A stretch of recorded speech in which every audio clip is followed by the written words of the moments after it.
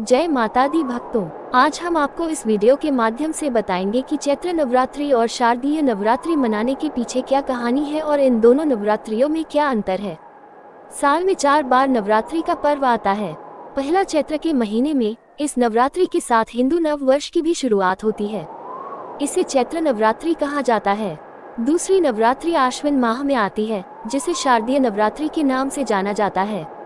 पौष और आषाढ़ के महीने में भी नवरात्रि का पर्व आता है, जिसे गुप्त नवरात्रि कहा जाता है, लेकिन उस नवरात्रि में तंत्र साधना की जाती है। गृहस्थ और पारिवारिक लोगों के लिए सिर्फ चैत्र और शारदीय नवरात्रि को ही उत्तम माना गया है। दोनों में ही माता रानी के 9 स्वरूपों की पूजा की जाती है। इस बार चैत्र नवरात्रि 9 अप्रैल से शुरू हो चुके हैं। इस मौके पर जानिए आखिर चैत्र नवरात्रि शारदीय नवरात्रि से कैसे अलग है।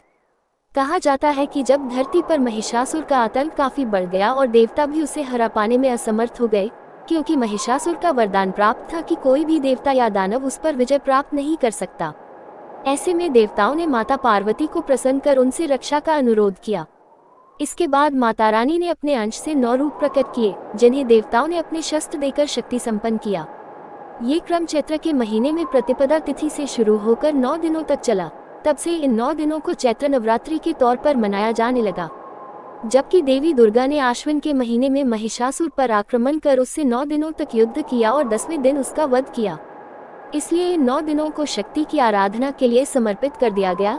चूंकि आश्विन मास में शरद ऋतु का प्रारंभ हो जाता है, इसलिए इसे शारदीय नवरात्रि कहा जाता है। शारदीय नवरात्रि के 10वें दिन को विजयदशमी के रूप में मनाया जाता है। चैत्र नवरात्रि के दौरान कठिन साधना और कठिन व्रत का महत्व है, जबकि शारदीय नवरात्रि के दौरान सात्विक साधना, नृत्य, उत्सव आदि का आयोजन किया जाता है। ये दिन शक्ति स्वरूप माता की आराधना के दिन माने गए हैं। चैत्र नवरात्रि का महत्व महाराष्ट्र, आंध्र प्रदेश, तेलंगाना और कर्नाटक में अधिक है, जबकि शारदीय नवरात्रि का महत्व गुजरात और पश्चिम बंगाल में ज्यादा है। शारदीय नवरात्रि के दौरान बंगाल में शक्ति की आराधना स्वरूप दुर्गा पूजा पर्व मनाया जाता है। वहीं गुजरात में गरबा आदि का आयोजन किया जाता है। चैत्र नवरात्रि के अंत में राम नवमी आती है। मान्यता है कि प्रभु श्री राम का जन्म राम नवमी के दिन ही हुआ था, जबकि शारदीय नवरात्रि के अंतिम दिन महानवमी के रूप में मनाया जाता है।